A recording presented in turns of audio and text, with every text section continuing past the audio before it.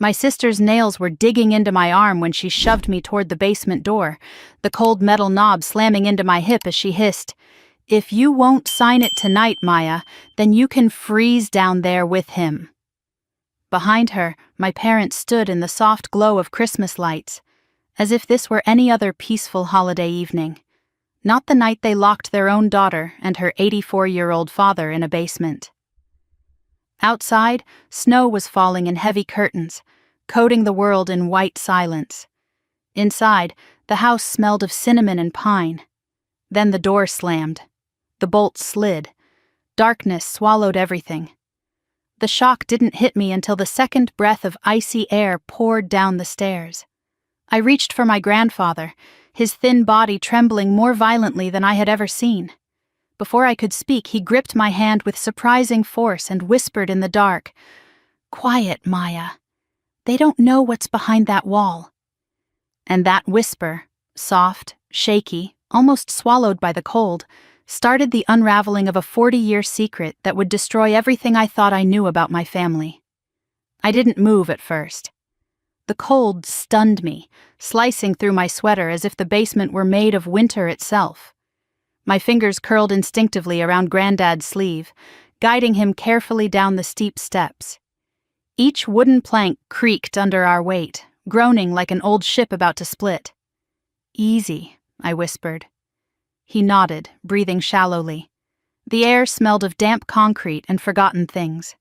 A thin shaft of moonlight spilled from the tiny window at the top of the basement wall, just enough to outline the dust swirling around us. My breath was turning visible. His came out in weak bursts. I pressed my back against the door and pounded once. Nothing. I tried again. Silence. My parents didn't even linger to pretend they cared. They hadn't hesitated, not for a second, when Carla suggested handling the situation tonight so they could finally enjoy Christmas without drama. That's what I had become. Drama, trouble. A problem to be moved, restrained, silenced. Granddad squeezed my wrist, bringing me back into the moment. "Light switch?" he whispered. I slid my palm along the wall until I found it. The bulb flickered twice before humming to life, casting a pale orange glow over the cluttered basement. There were old holiday decorations, broken furniture, dusty boxes stacked against the far wall, and then a stretch of stone that looked older than the rest of the house. Granddad stared at that wall, his breathing uneven. "Sit," I said gently, settling him onto an old trunk. His hands shook, so I wrapped my scarf around his shoulders. "They can't keep us here forever. Leo lives next door. He'll check in. He always does." He didn't answer. He kept looking at that wall. I knelt down in front of him. "Granddad, why did you say that? What's behind the wall?" For a moment I saw fear, real fear, in his eyes. Then something else. Resolve. "I never wanted you to know," he whispered, "but tonight leaves me no choice." He struggled to stand. I quickly helped him up. Step by step, we crossed the cold concrete until we stood before the far wall. He pressed his trembling fingertips along the mortar until they stopped at a particular stone, one darker than the others. "This one," he murmured. "Push." I stared at him. "What? Is this some kind of storage space? A vent?" His expression hardened. "Push, Maya." So I did. At first nothing happened, then the stone shifted inward with a soft, grinding sound. Cold air rushed out, carrying a faint metallic scent. Inside the hollow space was a small metal tin, jet black, dented, cold as ice. It looked decades old.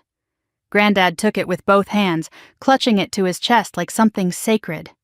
My heartbeat stumbled. "What is that?" He slid down until he was sitting against the wall, breath shaky. "Everything I never told you," he said softly. "Everything your parents never bothered to ask." He opened the lid. Inside were folded papers, yellowed and fragile from time. I leaned closer, letting the faint bulb illuminate the first page. A birth certificate, but not Granddad's. I frowned at the name. Elias Ward. There was no Bennett. No trace of the last name he'd lived with for decades. My throat tightened. "Granddad, this isn't your name." "No," he whispered. "It isn't." He handed me the second paper, an adoption decree. The words hit me like a hammer. My grandfather, my rock, had been adopted in 1946 by the Bennett family. And then the third item, a photograph. A young man in a lab coat, standing beside scientific equipment I didn't recognize. His hair dark, his features sharp, his eyes, they looked like mine. "Who is this?" I whispered. "Your great-grandfather," Granddad said. "Adrian Ward, a brilliant scientist, a brave man, and a man who died because he refused to let his research become a weapon." The cold basement suddenly felt colder. "What research?" I asked, voice unsteady. He hesitated. "A project they later named Nova." The word dropped between us like a lead weight. "I was hidden," Granddad continued, "given a new identity so no one could connect me to him. And I promised myself I'd never talk about it, never put anyone in danger." He looked away. "But danger came anyway, because your parents want this house. And Carla, she's been snooping for years." I felt my stomach twist. Carla had always been competitive, jealous, selfish. But this? Locking us in a freezing basement on Christmas night because I refused to sign the house over? "How much does she know?" I whispered. "Not much," he said. "She only found an old notebook once, a decoy. But it was enough to make her suspicious, enough to make her greedy." I shook my head, trying to make sense of it all. "Granddad, why didn't you tell me sooner?" "Because the truth is heavy," he whispered. "And I wanted you to have a normal life. But your parents, they've never understood legacy. And Carla, she only sees money. She thinks this house is worth something material. She has no idea what your great-grandfather died for." His fingers brushed my cheek. "But you deserve the truth." I sat back on my heels, overwhelmed.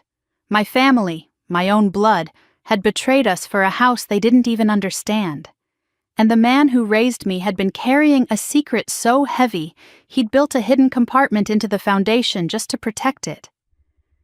"Granddad," I whispered, tears burning my eyes. "They could have killed you tonight. You were freezing." He nodded. "They don't see me as family anymore. They see me as an obstacle." I clenched my fists. "I'm getting you out of here." He nodded toward the door. "You won't have to. Listen." I held my breath. Footsteps, crunching across snow, getting closer, then knocking. "Maya?" A familiar voice called. Relief crashed through me. "Leo!" I pounded the door with my palms. "Leo! We're down here!" The bolt slid. The door flew open. Warm air burst down the stairs. Leo's face appeared, eyes wide with shock. "What the— Jesus, Maya, are you two okay?" He hurried down, wrapping his coat around Granddad's shoulders.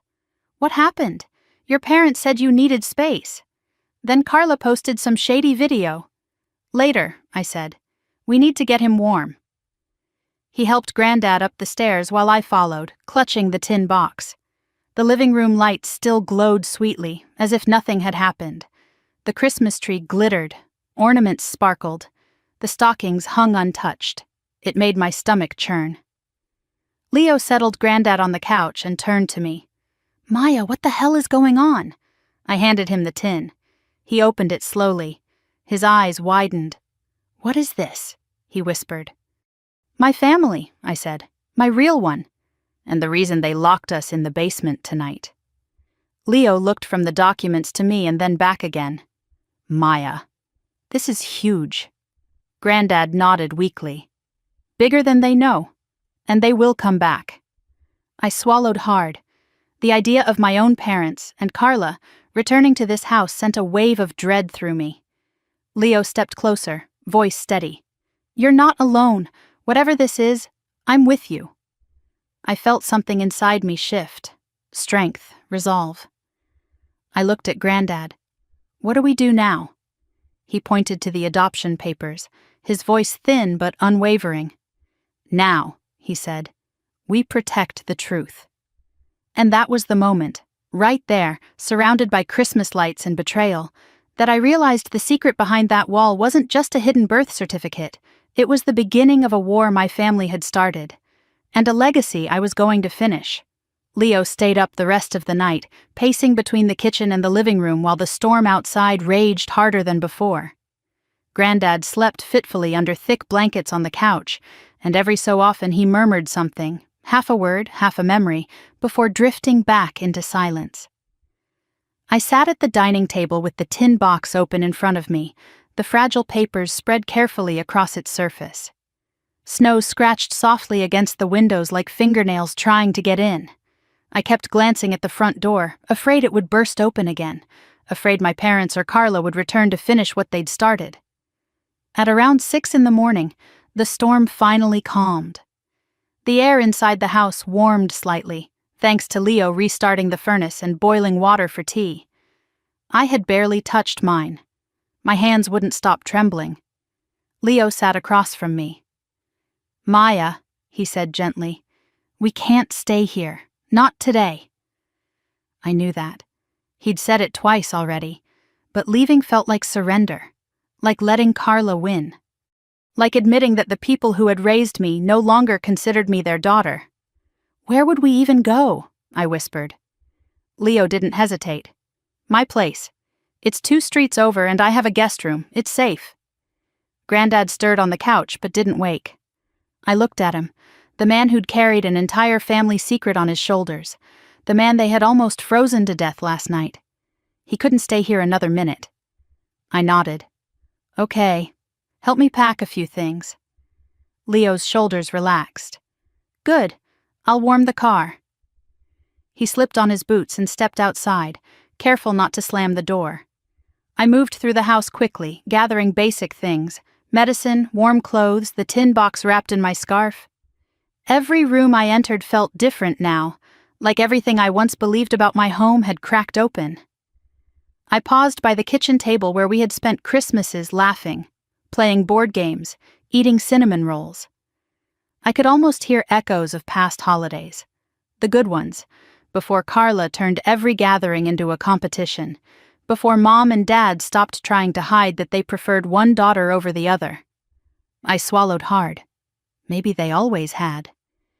Granddad's weak voice broke my thoughts. "Maya, help me up." I ran to him. No, stay, I'll get Leo." He shook his head. "I need to stand. I won't let them push me into a corner again." I wrapped his arm around my shoulders, helping him slowly rise. He steadied himself with small breaths. "We must be careful today," he murmured. "Your parents will be angry. Carla will be furious." "Let them be," I said sharply. "They lost the right to tell me anything when they locked us down there." He touched my cheek. "Anger keeps you warm, child, but don't let it lead you." Before I could answer, headlights washed through the window. Not Leo's car. The wrong shape. Too large. Too early. My chest tightened. Granddad whispered, "They're back." A dark SUV rolled into the driveway. Slow, deliberate, familiar in a way that stabbed my memory. Carla had always loved showing up in style, but this wasn't her car. This one had tinted windows so black I couldn't see inside. Leo stepped back into the house just as the engine cut off. His face paled. "Maya, we need to leave now." But it was too late. The SUV doors opened. Carla stepped out first in a white coat draped dramatically over her shoulders, her hair perfectly curled despite the storm. The second door opened and my parents climbed out, both bundled in expensive coats, both wearing expressions carved from stone. Then a fourth door clicked open.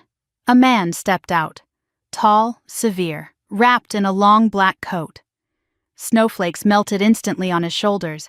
I didn't recognize him, but something about him made me feel cold all over again. Carla spotted our silhouettes in the window and smirked. Leo swore under his breath, "Stay behind me." But Granddad's grip tightened around my arm. "No, don't show fear." There was a sharp knock at the door, 3 aggressive raps. Leo moved to open it, but I grabbed his sleeve. I'll do it. He shook his head. Maya, I have to. I opened the door. Carla's smile was stretched too wide, bright and poisonous. Good morning, sis, she said sweetly. Rough night? Mom stood slightly behind her, eyes red but not from crying. More like from anger marinated overnight. Dad didn't even meet my gaze. The man in black scanned the room behind me like he was evaluating a crime scene. I lifted my chin. What do you want? Carla scoffed. Well, for starters, an apology. You made Mom cry all night. I made her cry? My voice cracked on the last word. Carla's eyes glittered. Yes, and Dad's been dealing with chest pains because of your little outburst yesterday. I stared at them. You locked us in a basement. Dad finally looked at me. You were hysterical, Maya. We didn't want you hurting yourself, or your grandfather. Leo stepped forward. You left them in sub-freezing temperatures. Dad frowned at him. This is a family matter. Leo crossed his arms. And I'm the neighbor who pulled them out before they slipped into hypothermia. Almost on cue, Granddad coughed. Carla's expression flickered, not with concern, but annoyance. Mom stepped toward me. Maya, honey, stop making this bigger than it is. We only want what's best for everyone. That's why you wanted me to sign the house over on Christmas Eve? Mom blinked, her facade slipping. Carla will be the one starting a family soon. She needs stability. And I don't, I bit out. Carla rolled her eyes. Here we go. I took a breath and stepped aside, letting them see Granddad on the couch. He looked small but alert, his eyes sharp even in exhaustion. Dad narrowed his gaze. What's that box? Before I could answer, the man in black spoke for the first time. His voice was low, even, unsettling. That, he said, is why we are here. My blood chilled. This man was no friend of my parents, he was something else entirely. Carla gestured to him proudly. This is Mr. Hale. He works with, let's just say, important people. He knows the true value of the house and what's inside it. Something you clearly don't understand. Granddad inhaled sharply, his entire body tensing. Leo leaned close to me. Do you know him? I whispered. No, but I think Granddad does. The man stepped forward, eyes never leaving Granddad. It has been a long time, Elias Ward. The room froze. Mom glanced between us, confused. Ward, his name is Bennett. Carla shot her a look. Mom, stop embarrassing us. Mr. Hale's smile was thin and ghost-like. No, his name was changed. For protection. Dad finally snapped, What the hell is this? Hale ignored him. Elias, I've come for what belongs to us. Granddad's fingers dug into the arm of the couch. I don't have it. Hale tilted his head. You do. You had direct access to Dr. Adrian Ward's unfinished work. The location of the missing materials is known only to you. And now, his eyes flicked to me, likely shared with your granddaughter. Every muscle in my body tightened. Carla stepped closer, arms folded smugly. See? I told you there was something here. Leo moved between me and Hale. You need to leave. Hale raised one eyebrow. I don't take instructions from children. Leo's jaw flexed. You're trespassing. Dad found his voice again. Mr. Hale is a guest. He's helping us understand the situation. I stared at them in disbelief. You brought a stranger into our home to steal something you don't even understand? Carla sneered. You're so dramatic. We're not stealing anything. We're just doing what's right. For whom? I snapped. For you. For the family, she shot back. For everyone. You're the only one keeping us from stability. My laugh was humorless. Stability? You locked an elderly man in a freezing basement. Carla waved her hand dismissively. He survived. Granddad coughed again, harsher this time. I moved to his side. We're leaving, I said. Now. Leo's car is ready. Dad stepped toward the couch, blocking Granddad from standing. He's not going anywhere. Leo grabbed Dad's arm. Back off. Hale raised a hand calmly. Enough. We are not here to fight. We are here to retrieve what was taken from Haletech decades ago. Your father hid it. I intend to recover it. Granddad lifted his head. Over my dead body. Dad scoffed. Oh, for God's sake, Dad, stop being dramatic. Whatever's in that box doesn't belong to you. Granddad's eyes filled with something I had never seen. Deep, burning rage. It belongs to my father and to Maya, not you. Dad's face twisted. Don't start with that garbage again. You were never a real ward. You were adopted into a better life, our life. And this is how you repay us? My entire body went cold. Carla chimed in. Dad, don't waste your breath. Grandpa's memory is going. He barely knows what year it is. Granddad's hand tightened around mine.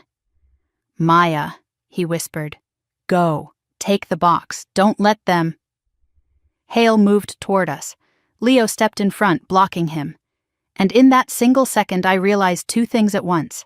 My parents were never going to stop. And Hale was far more dangerous than any of us had realized. I grabbed the tin box, slung my bag over my shoulder, and pulled Granddad to his feet. We're leaving, I repeated, stronger this time. Hale's voice followed us as we moved toward the back door. You can run, he said calmly, but you cannot hide truth forever. It has a way of resurfacing. I didn't turn around. Leo opened the door. Snow whirled in. Cold air slapped my face. As we stepped into the storm, Granddad leaned close to me and whispered one last, trembling warning. Maya, whatever happens next, do not let him find the room beneath the floor. And with that, we disappeared into the winter morning, carrying the secret my family was willing to imprison us for, and a truth Hale was willing to destroy us to uncover. The snow was still falling when we reached Leo's house, soft and steady, muffling the world as if it wanted to hide us. My hands were numb by the time we got inside, but not from the cold. My nerves were shot, every muscle tight, every breath too shallow. Leo locked the door behind us, testing it twice before he finally turned around. Sit, he said gently, both of you. Granddad eased himself onto the couch, his breath wheezing a little. I knelt beside him and wrapped a blanket around his shoulders. His skin felt like paper, fragile and chilled. We're safe here, Leo said, pulling the curtains shut. They won't step foot on my property. For a moment I almost believed that, but Granddad shook his head, slow and grave. No place is safe if Hale is involved. Leo and I exchanged a look. Who is he? Leo asked. And how does he know you? Granddad didn't answer right away. His gaze drifted toward the tin box sitting on the coffee table, its metal surface scratched and old, containing secrets heavy enough to pull a family apart. I sat down across from him. Granddad, please, you need to tell us everything.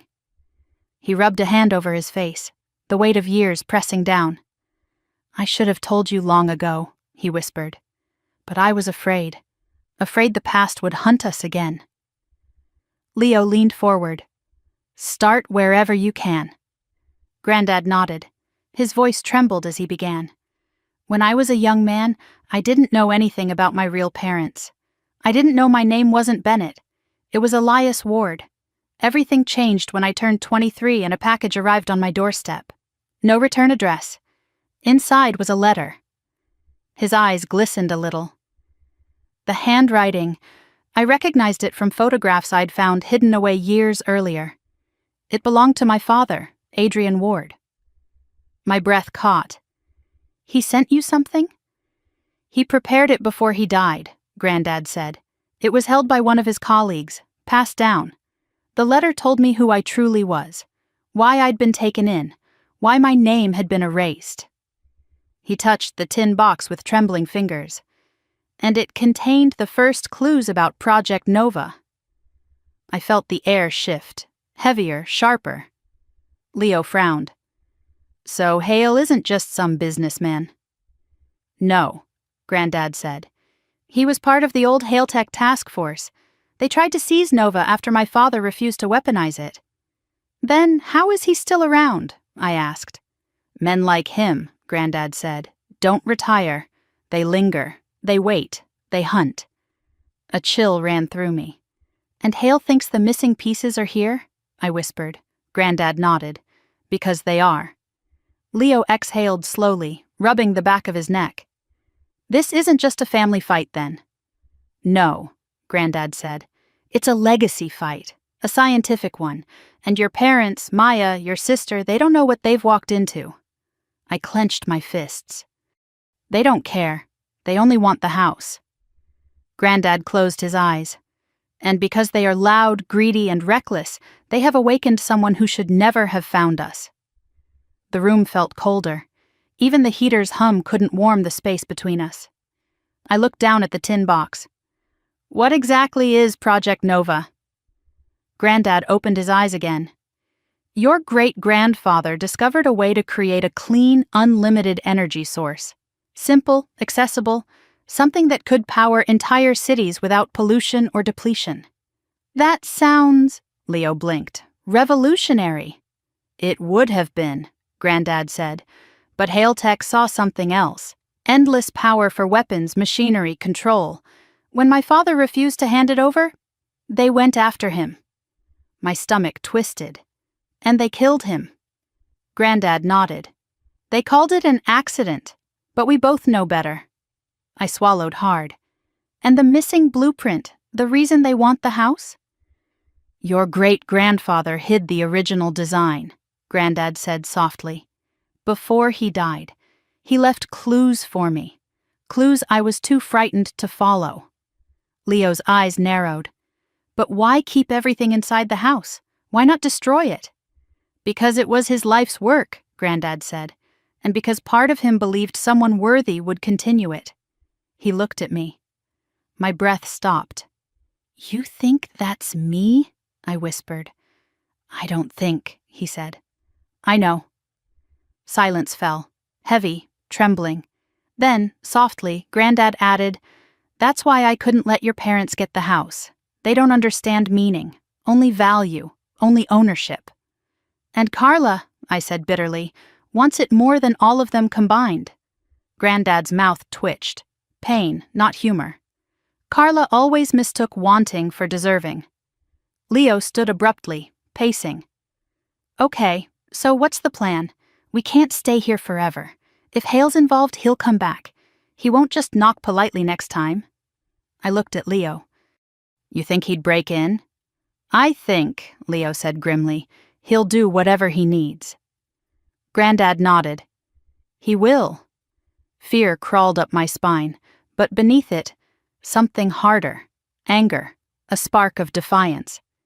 He's not getting anything, I said. Not the house, not the design, not my family's legacy. Leo met my eyes. Then we need help. Who? I asked, though I already felt the answer coming. He pulled out his phone. I know someone, a lawyer, one of the best in Savannah. He typed quickly. Alana Pierce. Granddad's face relaxed. I've heard that name. Leo nodded again. She specializes in family law and complicated estate disputes. She helped my aunt when her brother tried to steal her house. I stood and began pacing. But this is bigger than an estate dispute. Yes, Leo said, which is exactly why we need someone who doesn't get intimidated. He pressed send. Within seconds, a 3-dot bubble appeared. She's awake? I said incredulously. Leo shrugged. She's always awake. He tapped his phone. She wants to meet in an hour. She says to bring all documents. I glanced at the tin. All of it? Everything you trust her with, Leo said. We have no room for half-truths now. Granddad nodded. She must know. She must be prepared for Hale. My chest tightened. What if she thinks we're crazy? Leo smiled faintly. She deals with crazy daily, but she also knows how to find the truth in it. I took a long breath. Then another. Okay, I said. Let's go. Before we left, I helped Granddad into Leo's spare coat. He leaned heavily on me as we walked down the hallway toward the door. Maya, he whispered, Yeah? You must be brave, child. Brave in ways I've never been. I felt my eyes sting. I'll try. He squeezed my hand once. You won't try. You will. Outside, the storm had stopped, leaving the world covered in clean, untouched snow. The air was sharp but calm. Leo locked the door behind us and guided Granddad to the car. I climbed into the back seat, holding the tin like it was made of glass. My heart hammered as we drove through the quiet streets. Everything familiar looked different now, colder, sharper, shaded with betrayal. After a few minutes, Granddad spoke softly. They will not give up, Maya. Not your parents, not Carla, not Hale. I looked down at the tin and whispered, Then neither will I. Granddad smiled, fragile but proud. When we arrived at Alana Pierce's office, a sleek building downtown with frosted glass windows, I realized something strange. For the first time since the basement, I felt something warm, not safety, not relief, power. As Leo helped Granddad out of the car, Alana stepped through the glass doors. Tall, focused, sharp-eyed. She looked at us, then at the tin in my hands and said, Let's get to work. And right then, standing in the cold morning air, I knew this wasn't just a fight for a house anymore. It was a fight for identity, for truth, for justice, for the family I had never known I came from. And I wasn't going to lose. The elevator doors slid open with a soft chime, and the three of us stepped into the warm, quiet hallway of Alana Pierce's office.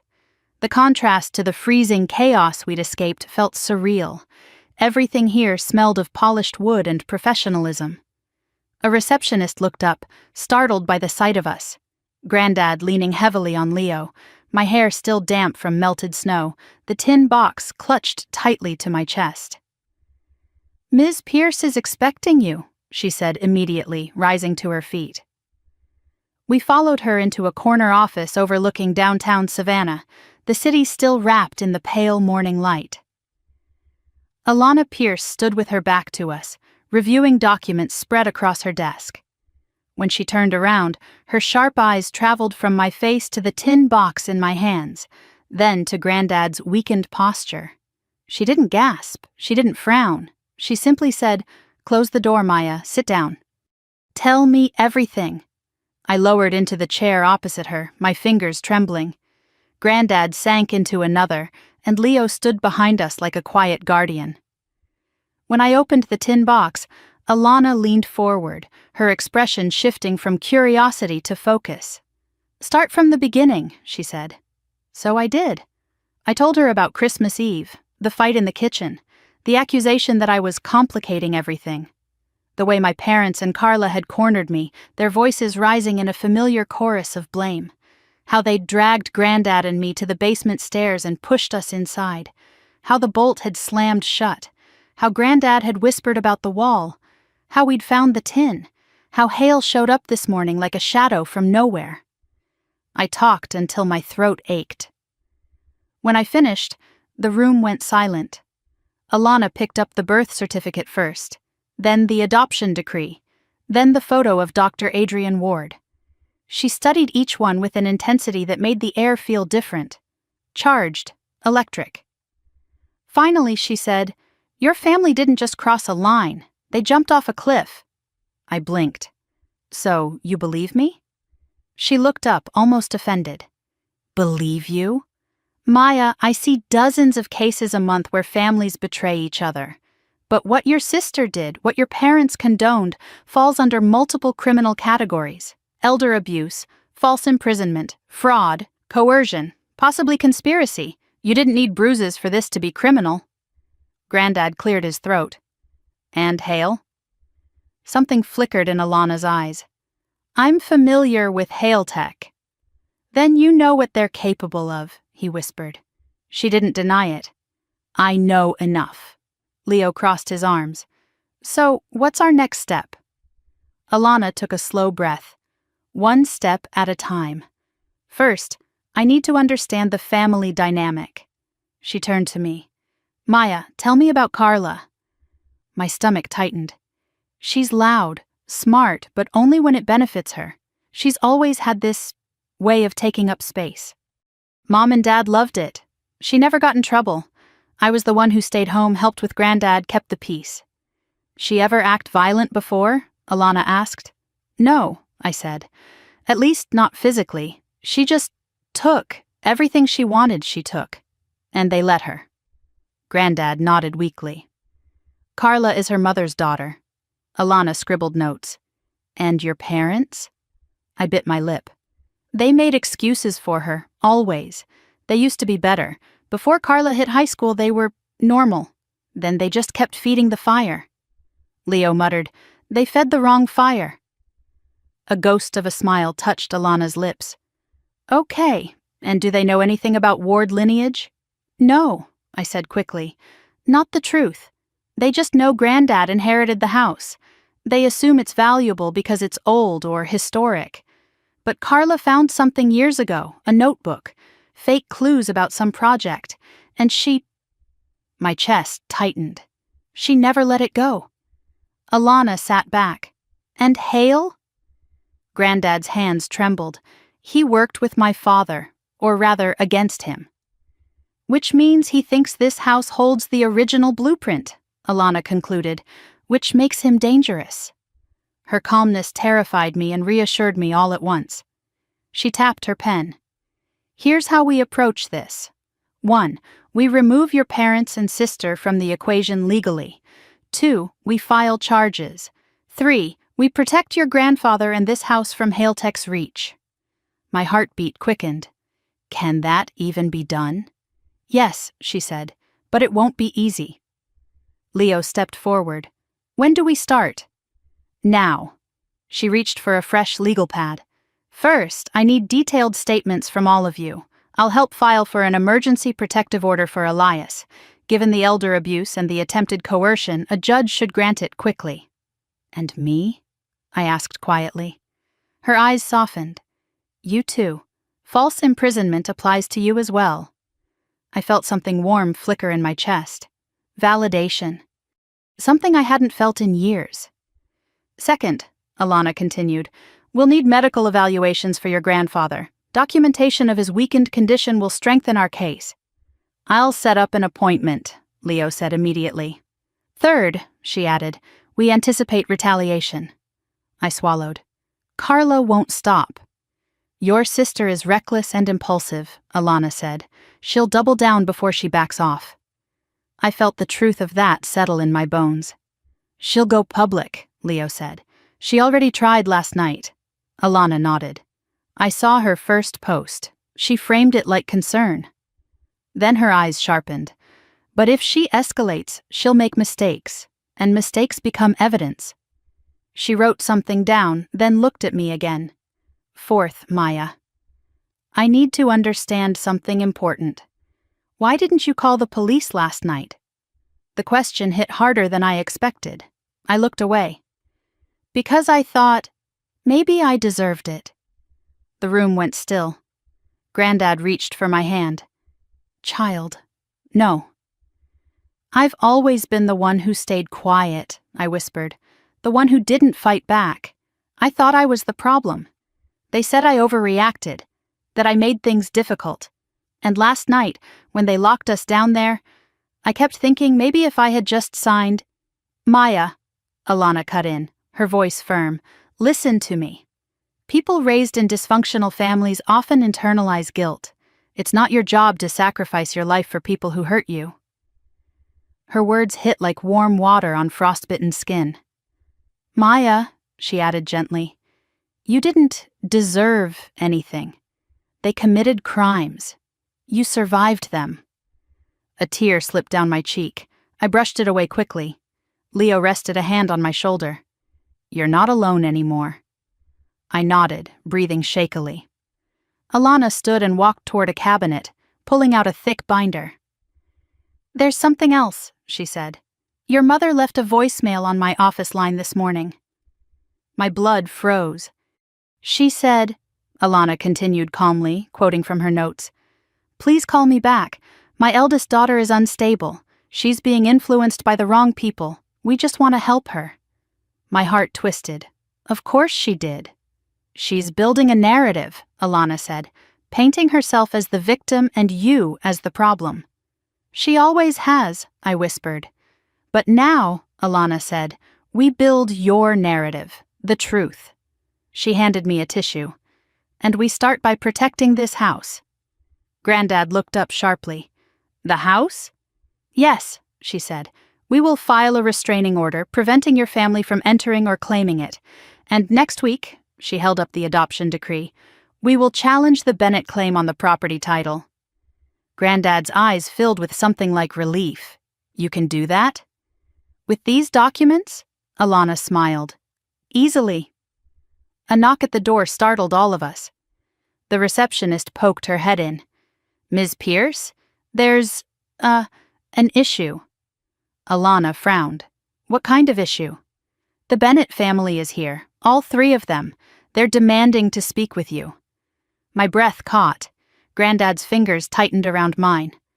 Leo stepped closer, protective as ever. They followed us. Of course they did. They always did. Alana didn't panic. She set the binder down and straightened her coat. Good, she said. Let them in. My eyes widened. What? Why? Because, Alana replied calmly, it's time they understand exactly what they've triggered. She walked to the door, but before she opened it, she looked back at me. Maya, you don't have to say a word today, she said softly. Just watch. Let me handle them. I nodded, pulse racing. The door swung open. I heard Carla before I saw her. Maya is out of control, and we demand to see her immediately. Then her eyes landed on me, and her voice, so loud, so confident, broke into shards. Because for the first time she saw I wasn't sitting alone. She saw my lawyer. She saw Leo. She saw Granddad. She saw that I wasn't cornered anymore. And the look on her face told me everything. This was only the beginning. Carla pushed her way into the office as if she owned the building, dragging our parents behind her in a rush of perfume, indignation, and entitlement. Her heels clacked against the hardwood floor with the same rhythm she used to deliver insults, sharp, pointed, and impossible to ignore. Mom looked flustered, cheeks pink from either anger or embarrassment, while Dad maintained the stiff posture of a man convinced he was entirely justified. Alana closed the office door quietly, a calm contrast to the storm they carried with them. She positioned herself between them and us, like she'd done it 100 times before. Leo shifted closer to me, instinctively protective, and I felt Granddad's trembling hand grip my arm. Carla took one look at Granddad in the corner, wrapped in Leo's coat, and scoffed. Oh, for God's sake, you're playing the victim card again? Carla, Alana said evenly, please take a seat. No. Carla snapped the word like a whip. Not until I understand why you're interfering in our family matters. Dad stepped forward, jaw tight. Ms. Pierce, I think you're making a mistake entertaining all these claims. Mom forced a sad, worn-out expression. We're just worried about Maya. She's been acting unstable, and now she's hiding Grandpa from us. Granddad cut her off, voice thin but fierce. You locked us in a basement. The air froze. Carla waved her hand dismissively. It wasn't like that, and you know it. You two were hysterical. We were keeping things calm. Leo clenched his fists. I could almost feel the effort it took him not to lunge forward. Alana walked slowly to her chair, sat down, and folded her hands. Let's begin, she said. Since you chose to come here unannounced, I'd like to clarify the situation. Carla smirked. Oh, please do. Yesterday evening, Alana began, you forcibly confined your elderly father and your sister in a basement during a winter storm. Mom gasped. That is not true. We didn't confine anybody, Dad said. We were redirecting a dangerous situation. A dangerous situation, Alana repeated. Meaning, what exactly? All three exchanged glances, unprepared for follow-up. Carla recovered first. Maya was having an episode. I stared at her. What episode, Carla? She crossed her arms smugly. You refused to sign papers that would secure our family's future. You were yelling, acting irrational. You scared Mom. I scared her, I echoed slowly, by saying no. Dad stepped forward. You don't understand how wills and inheritance work, Maya. There are complexities. No, Alana said flatly. There aren't. Dad blinked. Excuse me? What you did, Alana said, is called forced coercion for property transfer. That's a felony.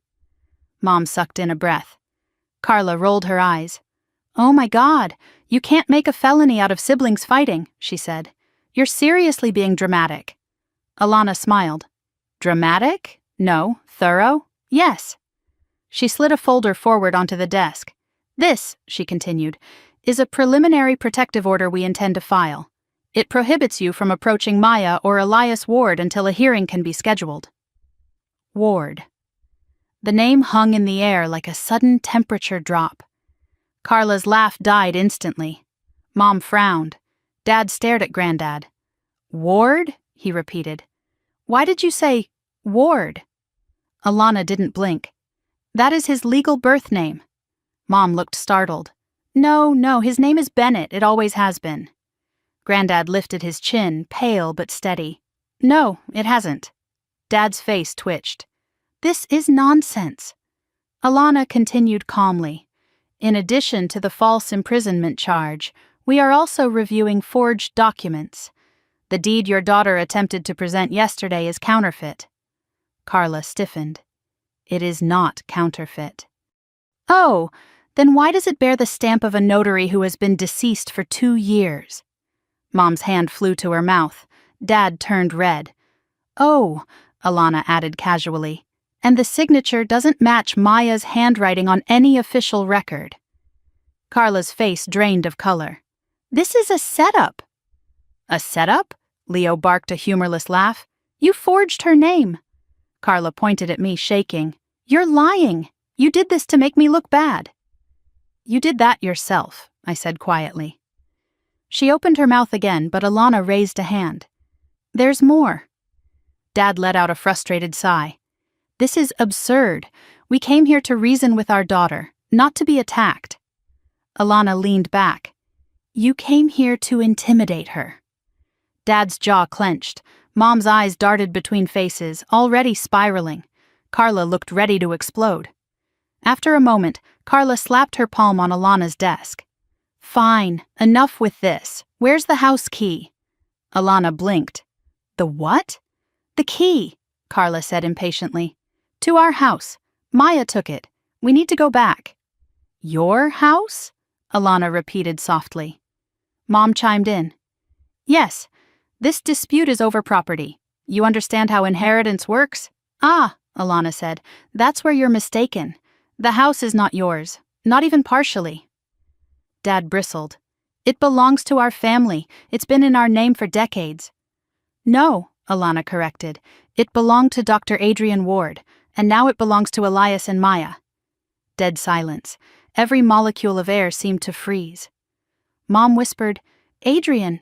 Ward? Carla laughed again, but this time it sounded more like a gasp. You're lying. This is insane. No, Alana said. This is documented. The adoption decree is real. The inheritance trail is traceable. Legally, Adrian's estate passed to Elias, not to the Bennetts. Dad stumbled backward. Mom clutched his arm. Carla stared at Granddad as if seeing him for the first time. Not as the old man she dismissed, but as someone with a past she had never known. You hid this from us? She whispered to him. Granddad looked at her with heartbreaking exhaustion. There are things I protected you from, Carla. Things you would never have understood. Things you still don't. She stepped closer, voice rising. You're telling me we went through all this mess because you kept secrets? His eyes hardened. You nearly killed us. Don't pretend you did it for family. You did it for greed. Carla's face twisted. That house should be mine. No, I said quietly. It shouldn't. She swung toward me. You owe us, Maya. We are family. I felt something inside me snap into clarity. No, I said again. You're not acting like family. Family doesn't lock you underground. Family doesn't forge documents. Family doesn't lie about you online to make you look unstable. Only abusers do that. Her mouth dropped open. Abuser? You're calling me an abuser? Alana interjected. Everyone take a seat. We need to continue this professionally. But Carla didn't move. Her posture stiffened, trembling with fury. This isn't over, she said. You think some lawyer can stop us? You think you can run off with Grandpa and our inheritance? Granddad flinched at the word our. We're not running, I said. We're protecting him. Oh, please, she spat. You're trying to be the hero. You're nothing. You've always been nothing. Mom and Dad gave you everything, and you repay us like this? Mom spoke suddenly, her voice tight with desperation. Maya, please don't do this. We just want the family to stay together. You want control, I said. Not togetherness. Dad tried again, voice stern. You are misinterpreting. No, she isn't, Alana cut in. And this conversation is done. I'll be filing the paperwork this afternoon. Carla laughed a single sharp sound. You think a restraining order will stop us? Hale is on our side. The room went still. Alana's expression darkened. Who? Carla blinked. Mr. Hale. He's going to help us find the blueprint or whatever. He said it's worth millions. Dad held out a hand, trying to silence her, but she shrugged him off. What? He said it openly. Mom whispered, horrified. Carla, stop talking. A chill crawled down my spine. You told Hale about the blueprint? Carla smirked. Why not? We're in this together. Alana's eyes turned sharp as glass. Let me be very clear. If you are cooperating with Hale Tech, you are putting yourselves in legal danger far beyond property disputes. Dad's voice cracked. We didn't know. You don't know anything, Alana said. But Hale does, and he has a history of targeting vulnerable families for corporate gain. Carla froze. That's not what he said. He lied, Alana said. He's using you. Carla's hands shook. Something flickered through her face. Fear, confusion, denial. Then fury took over again. I don't care. We're getting that house, and nothing is going to stop us. She turned and stormed toward the door. Mom followed, already trembling. Dad gave me one last look, an unreadable mixture of anger and uncertainty, before walking out. The door slammed behind them. Silence settled slowly, like dust after an earthquake. I felt my lungs finally release the breath I didn't know I'd been holding. Leah walked over and rubbed my back gently. You did good. Granddad wiped his eyes. I'm proud of you, child. Alana exhaled and leaned back in her chair. That, she said dryly, was quite a performance. I almost laughed. Was it enough? Oh, definitely, she said. Carla just admitted to collaborating with a corporate predator. That alone gives us ammunition. I stared at the closed door. They're not going to stop. No, Alana agreed, but neither are we. She placed her hand on the tin box and tapped it gently. Now, she said, let's talk about protecting the blueprint. Leo drove us back to his house in tense, heavy silence, the late afternoon light dimming into a cold blue dusk. The kind of light that makes every shadow feel longer, every sound sharper. Granddad rested in the back seat beside me, his eyes closed, his breath shallow but steady. I kept glancing through the rear windshield, certain Carla's SUV or some unknown Hale-Tech vehicle would appear behind us. But no one followed. At least not yet. When we stepped inside Leo's house, the warmth hit us like a blanket. He locked the door, checked the windows, then turned to me with worry etched deep into his expression. They're rattled, he said. Rattled people get messy. I know, I murmured. Granddad lowered himself carefully onto the couch. We don't have much time. Leo crouched beside him. You need rest. Granddad shook his head. I need to tell Maya the truth. My stomach tightened. There's more? He gave me a long, weighted look. There's far more than what I told you. Leo stood and crossed his arms. Then let's get you water first. He went to the kitchen. Granddad patted the seat next to him. Come sit, child. My legs felt unsteady as I sat beside him. The tin box lay on the coffee table between us, a small metal coffin holding the past. "I didn't tell you everything this morning," he said quietly, "because I didn't want to overwhelm you. But after Alana confronted your parents, after Carla revealed she's dragged Hail Tech into this, I can't hide anything anymore." I braced myself. He reached into his coat pocket and pulled out a folded sheet of yellowed paper, different from the others. Older, more delicate. When he handed it to me, my fingers tingled. "What is it?" I whispered. "Your great-grandfather's final note. The one he wrote the day before Hail Tech came for him." My breath caught. Hands shaking, I unfolded it carefully. The ink had faded, but the writing was still strong, deliberate. I read aloud. "If you are reading this, Elias, it means they found me. I could not destroy Nova. I could only separate it, protect it, hide it in two halves. One they will chase, one they will never know exists. The second half lies beneath the floor. Only blood will find it." "Only blood will find it," I repeated, voice trembling. "What does that mean?" Granddad let out a slow breath. "The blueprint is incomplete. Hail Tech has been searching for decades, but they only know about one location, the first half, the decoy. And the second," he pointed at the paper, "still where he left it." "In the house?" "Yes." My pulse hammered in my ears. "Then we can't ever go back." He shook his head. "We must, eventually, because the blueprint must be destroyed or placed into the right hands, otherwise Hail Tech will never stop." Leo returned with water just as my phone buzzed on the coffee table. A text from an unknown number.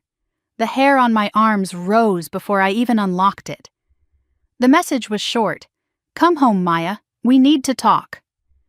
"Mom," another followed seconds later. "Bring Grandpa. Let's clear this up before it gets worse." Then a third. "Carla is upset. You owe us this conversation." My stomach churned. Leo saw my expression. "What is it?" I handed him the phone. His jaw tightened. Granddad closed his eyes. "They're desperate. They know they're losing." Leo snapped. "They're trying to lure you." I swallowed hard. "But why now? Alana already destroyed their claims." "Because of Hale," Granddad whispered. "They know he's slipping away from them. They need you before he cuts them loose." Leo muttered a curse. "We're not going back there." My phone buzzed again before he finished speaking. A picture this time. The front porch light of my house. The door wide open, snow blowing inside. Then a second picture arrived. A close-up of the floor inside the entryway. Footprints, a lot of them. My hand flew to my mouth. Leo's breath caught. "They're already inside," Granddad whispered. "Not them." I looked at him. "Who then?" He met my eyes, and his were full of old fear. "Hale." My heart plunged. "You think he—" "Yes," he said. "He wouldn't wait. He would search for the first half immediately. He knows the general area, he always has." His hand shook violently. "He's breaking in." Leo straightened. "We need to call the police." "No," Granddad said quickly. "Police won't understand. Hale will vanish before they arrive. And if he feels cornered—" He didn't finish. Leo paced, running a hand through his hair. "We can't stay here. We can't go there. What do we do?" "We need to know what he wants specifically," I said, voice wavering. "Where exactly he's looking." Granddad hesitated. "There's something else," he murmured. "Something he doesn't know." Leo and I stared at him. "The second half of Project Nova," Granddad said, "was never meant to stay in the house forever. It was meant to be safeguarded by the next generation." "Meaning?" I asked. He reached slowly for my hands. "Maya," he said softly, "you're the key." I froze. "What?" I whispered. "The phrase, 'only blood will find it.' It wasn't a metaphor. It was literal. There is a mechanism, a biometric lock, designed for someone in the Ward bloodline. Adrian never wanted the technology falling into the wrong hands." My heart pounded. "So Hale can't access it?" No, Granddad whispered, but he doesn't know that. Leo exhaled in disbelief. So he's tearing the house apart hoping to get lucky. He won't, Granddad murmured. Not without Maya. My pulse thundered. If he realizes that, he'll come for you, Leo finished harshly, which is why we need to disappear. Granddad sagged back on the couch. We can't disappear, not yet. Hale won't stop until he has leverage. Leo's jaw tightened, meaning he goes after the people closest to Maya. And that includes you, Granddad whispered. Leo lifted his chin. Let him try. My throat tightened. Stop, both of you. This isn't a movie. Hale isn't some petty criminal. He's relentless, Granddad said, and powerful, and he believes he is owed the future my father refused to give him. I closed my eyes, shaking. So what do we do? Granddad motioned to the tin box. We open the rest. My breath hitched. There's more? There's always more. Leo and I sat across from him as he gently removed the last folded sheet, a diagram so intricate it looked like a maze, symbols, coordinates, a drawing of the house foundation, and a phrase written at the bottom, "The door is not where it seems." What does that mean? I whispered. Granddad traced the lines. It means the hidden room is not under the basement. It's somewhere else entirely. Leo squinted. Then where? Granddad pointed. The breath left my lungs. The garden, I whispered. Granddad nodded. Beneath the old pecan tree. The one I climbed as a child. The one Carla avoided because she hated dirt under her nails. The one Hale would never think to search. Leo let out a low whistle. That buys us time. Not much, Granddad said. But some. The room fell into silence. Then Leo's phone buzzed. He looked at it, face turning grim. It's Alana, he said. She says she pulled traffic camera footage. I froze. Footage of what? He showed me the screen. A dark SUV, last night, parking across from Leo's house. The timestamp read 4:02 a.m. My voice trembled. Carla. Leo shook his head. No, the driver got out. He zoomed in. My throat closed. It wasn't Carla. It wasn't Dad. It wasn't Hale. It was Mom, standing in the snow, watching our door. For a long time. And then walking toward the house. I whispered, voice cracking. Why would she come alone? Granddad's face drained of color. She wasn't alone, he said. How do you know? He swallowed. Because she never acts without Carla, and Carla never acts without backup. A beat of silence. Granddad grabbed my hand with urgency. Child, he rasped, your mother wasn't watching you. He looked at Leo. She was marking the house. My house? Leo said, stunned. Why? Granddad's whisper shook. So Hale knows where to find you next. Leo swore under his breath the moment Granddad's words landed, pacing in tight circles as if the floor itself were burning under his feet. My heart slammed against my ribs, each beat aching like a bruise spreading. The idea that my mother, quiet, anxious, conflict-avoiding mom, would mark Leo's house for Hale felt unreal. But the footage didn't lie. She had been there, in the dark, knowing I was inside. Granddad leaned back against the couch, breath shaky but eyes sharp. Hale doesn't track people blindly, he said. He tracks patterns, he sends scouts, he tests weak points. Your mother has always been a weak point. I sank into the armchair across from him. Why would she do this? Why would she help him? Leo stopped pacing. Because she's scared, because Carla told her something, because your dad pushed her, because she wants to stay on the winning side. Pick any reason. I stared at the wall, feeling the world tilt, just slightly but enough to make me nauseous. She used to read me bedtime stories. She used to smooth my hair when I cried. She used to say I was her quiet child, her good child. Granddad gave me a sad, tired look. Fear changes people. It makes them choose safety over loyalty. But they chose Carla, I whispered. No, Leo said gently, kneeling beside me. They chose the version of life Carla promised them, The one where you just stay out of the way. A wave of grief hit me, sudden and suffocating. I hadn't realized until now how much of me was still waiting, hoping to wake up in a different story. One where my parents weren't willing to sacrifice me for convenience. One where I mattered. A knock on the door made all three of us freeze. Not the hard, impatient pounding Carla used. Something softer, hesitant. Leo moved silently to the peephole, his shoulders tensed. "It's your mother." My breath caught. "What? Why would she?" Another knock, small, trembling. "Maya!" My mother's voice called softly through the door. "Sweetheart, please, open up." Leo stepped back from the door and looked at me. "Don't," Granddad whispered firmly. "Don't." But something in me, something broken and bruised, stood up anyway. "I need to hear what she has to say." Leo blocked my path. "What she has to say is irrelevant. What she has to do is dangerous." "Leo," I said quietly, "move." He stared at me, jaw tight, then reluctantly stepped aside. My hands shook as I unlocked the door. When it opened, my mother stepped in with small, timid movements, bundled in a coat thrown over pajamas. Her hair was a mess. Her face looked puffy, tired, older than I'd ever seen her.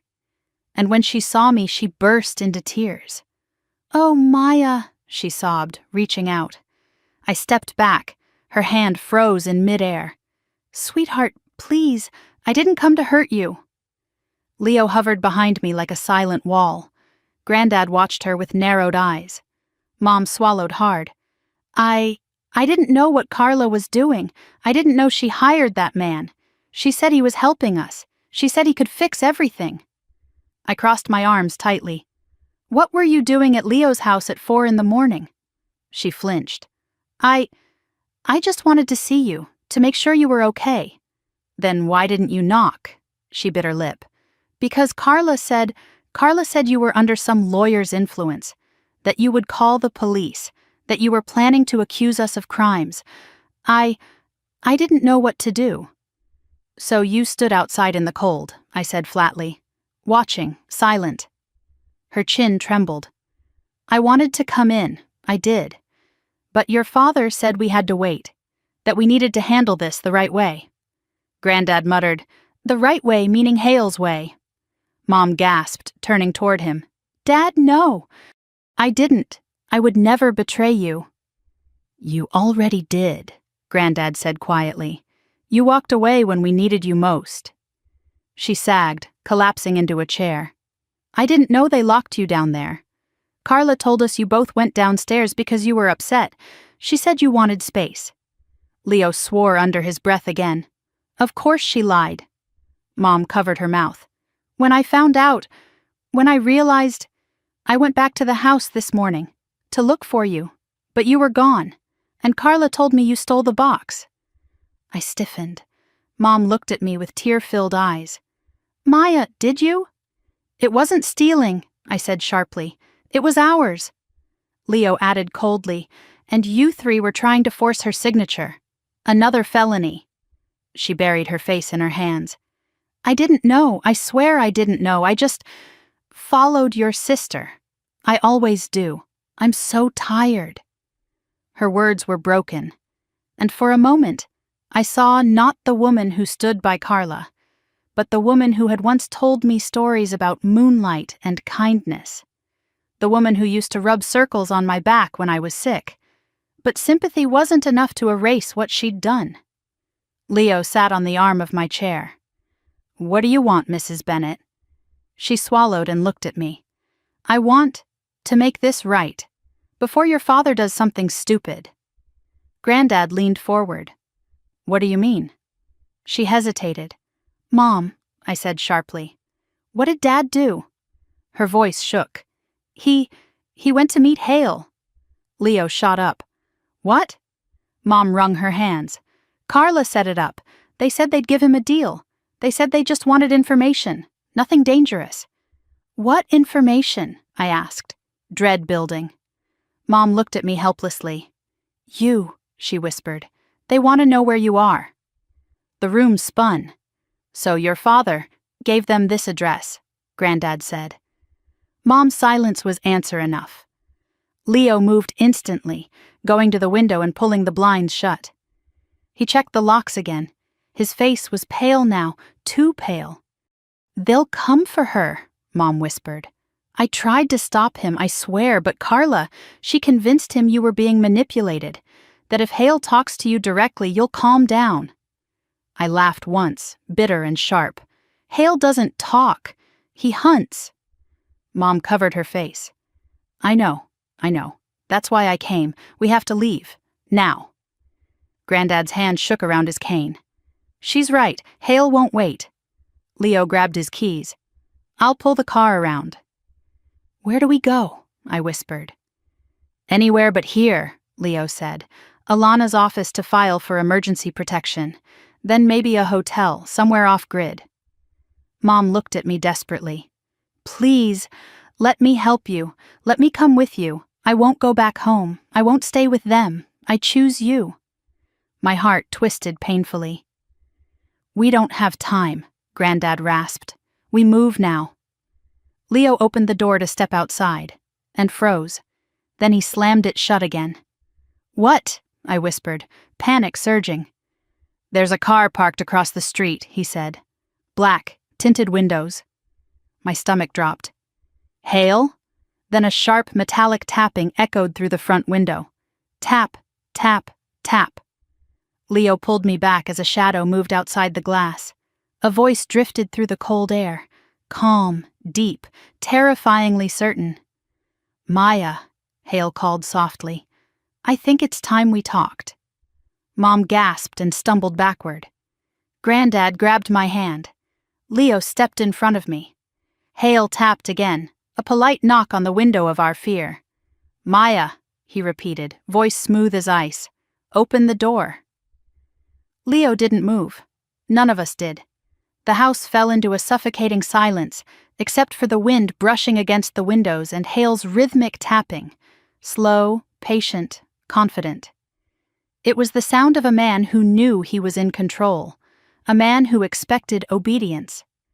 "Maya," he called again, voice muffled by the glass. "I promise I only want to talk." Leo whispered, "Don't believe a word of it." My mother trembled violently. "He followed me," she gasped. Oh God, this is my fault." I grabbed her arm. "Mom, look at me. Right now, panic won't help. We need you calm."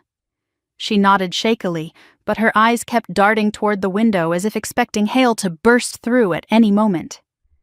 Granddad's fingers dug into my sleeve. "Child, listen to me. You must not go with him. Whatever he says, whatever he promises, he intends to use you." Tap, tap, tap. "Maya," Hale called again. "If you don't open the door, things will get inconvenient for all of us." Leo muttered, "I'm calling the police." Before he could dial, Granddad grabbed his wrist. "No, don't." Leo frowned. "He's on your lawn. That's trespassing. We need help." Granddad shook his head, breath shallow. "The police will only escalate things. Hale will disappear before they arrive. And if he feels cornered—" He didn't finish, but the implication was enough to still Leo's hand. Tap. A shadow shifted just beyond the curtains.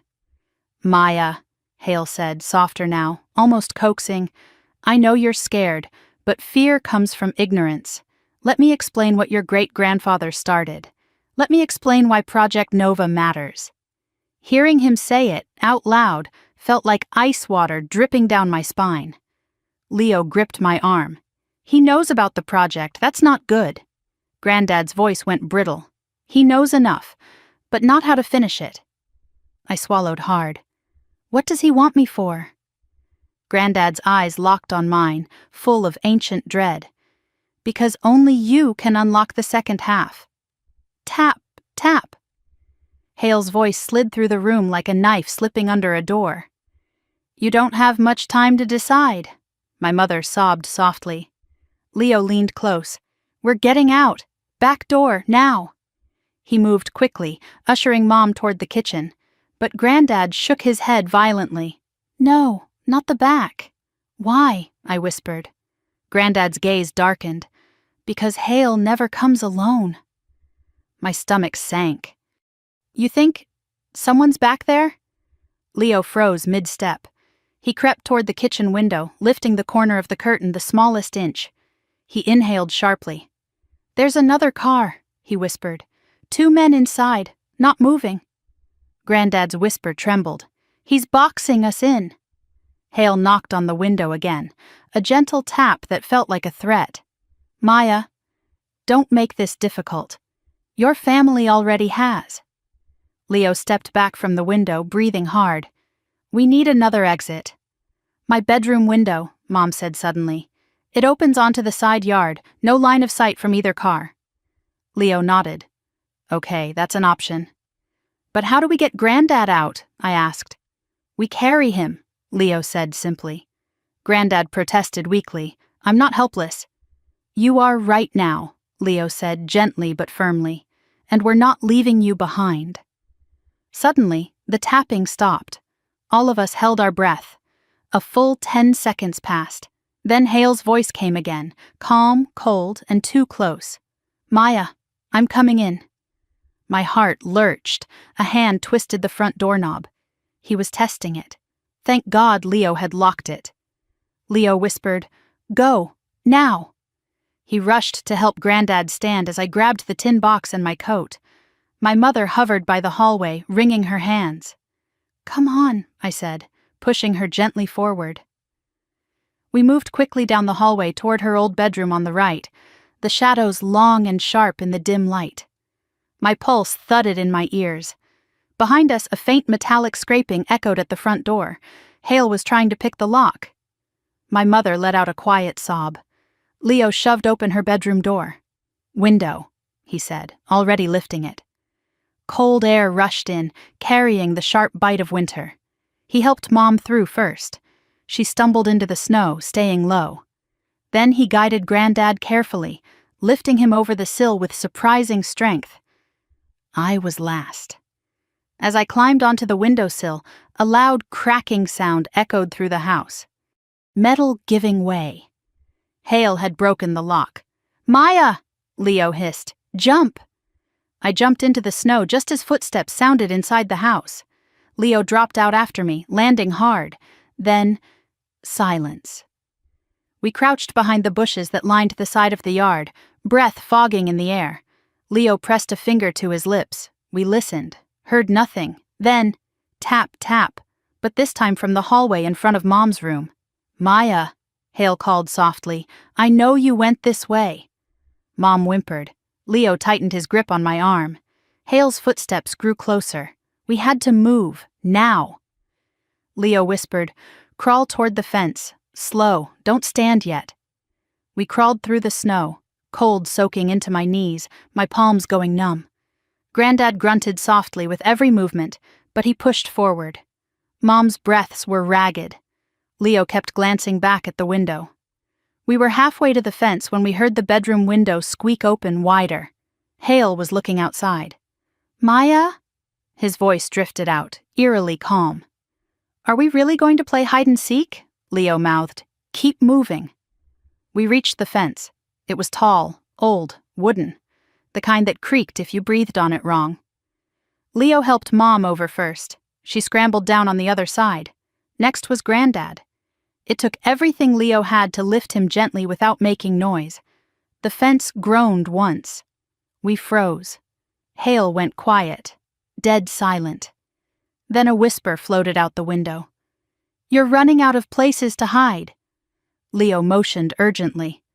Go! I climbed the fence next. My coat snagged on a splinter and tore, but I didn't stop. I dropped into the neighbor's yard, knees buckling in the snow. Leo followed, landing beside me. Then he pulled us all forward, through the dark yard, around the shed, and toward the neighbor's side gate.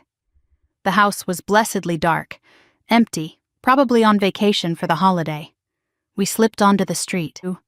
Leo supported Granddad as we hurried down the sidewalk, half running, half stumbling. Where's your car? Mom cried softly. Around the block, Leo said. If he blocked the driveway, he won't expect us to double back. We rounded the corner. Leo's car was there, frosted over, untouched. He dug out the keys with shaking hands. That's when we heard a door slam behind us. I turned. Hale stood at the far end of the street, hands in his coat pockets. Snow falling around him like ash. He didn't run, he just looked at us, at me. Even from a distance, I felt the ice in his gaze. He lifted one hand and pointed at me slowly, deliberately, like marking a target. Then he smiled, not wide, not mocking, just certain. Leo yanked open the car doors. Inside, now. We piled in, Mom shaking, Granddad clutching the tin box. Leo slammed his foot on the gas and the car fishtailed in the snow before gripping the road and speeding forward. I twisted in my seat.